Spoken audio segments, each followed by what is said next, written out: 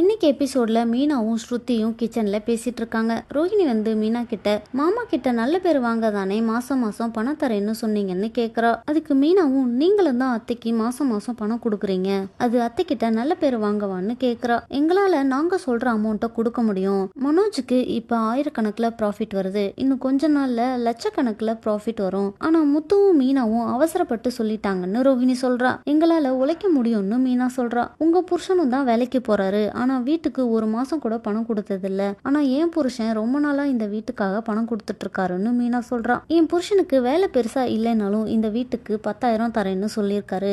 லட்சக்கணக்கில் சம்பாதிக்கிற உங்க புருஷன் அதை விட கம்மியா தான் தராருன்னு மீனா சொல்றா. முத்து வந்து மேல நடந்த விஷயத்த மீனா கிட்ட சொல்றான். மீனாவும் ரோஹிணி பேசினத முத்து கிட்ட சொல்றா. ரெண்டு பேரும் ஒரே குட்டையில ஊர்ன மட்டைங்க தானே, அதான் ஒரே மாதிரி பேசுதுங்கன்னு முத்து சொல்றான். பரசு அண்ணாமலை வீட்டுக்கு இன்ஜினியரை கூட்டிட்டு வராரு. அண்ணாமலை பரசு கிட்ட, வீட்டுல டெய்லியும் சண்டை நடந்துட்டு இருக்கு, சண்டை பெருசாகிறதுக்குள்ள ரூம் கட்டணும்னு சொல்றாரு. இன்ஜினியர் ரூம் கட்ட 5 லட்சம் வரைக்கும் செலவாகும்னு சொல்றாரு. விஜயா அண்ணாமலை கிட்ட, இந்த ரூம் கட்டுறது அவசியமானு கேக்குறாங்க. கட்டி தான் ஆகணும்னு அண்ணாமலை சொல்றாரு. லோன் வாங்கி தான் ரூம் கட்டணும், அதுக்காக தான் எல்லாரும் மாசம் மாசம் எவ்வளவு பணம் தரீங்கன்னு கேட்டதா சொல்றாரு. விஜயா வீட்டை வச்சு எல்லாம் பணம் வாங்க விட மாட்டேன்னு சொல்றாங்க. இந்த ரூமை யாருக்காக கட்டுறீங்கன்னு எனக்கு தெரியும், மேல ஒரு குடிசையை போட்டு கொடுங்க, அவங்க போய் தங்கிக்கிட்டோன்னு சொல்றாங்க. உங்க அப்பா கொடுத்த வீடுன்றதுனால தானே பத்திரத்தை தரமாட்டேங்கிற, இந்த ரூமை எப்படி கட்டணும்னு எனக்கு தெரியும்னு அண்ணாமலை சொல்றாரு. ஸ்ருதி ரவி கிட்ட, உங்க அம்மா ஏன் எப்ப பார்த்தாலும் மீனாவை ஏதாவது சொல்லிட்டே இருக்காங்கன்னு கேக்குறா. என்ன இந்த மாதிரி பேசினா வாயில டேப் போட்டு ஒட்டிடுவேன்,